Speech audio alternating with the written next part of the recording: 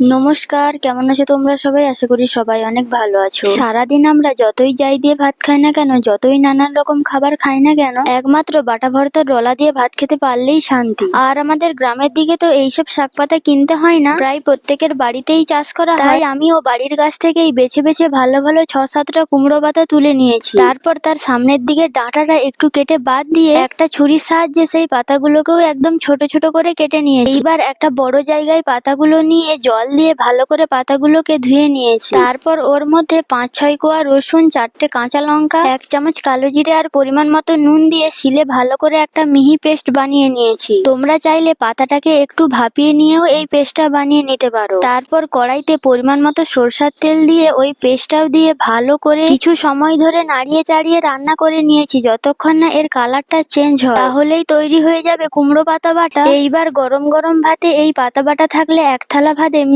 শেষ হয়ে যাবে। ভিডিওটা কেমন লাগলো জানিও, ভালো লাগলে লাইক করে চ্যানেলটা সাবস্ক্রাইব করে দিও। টাটা।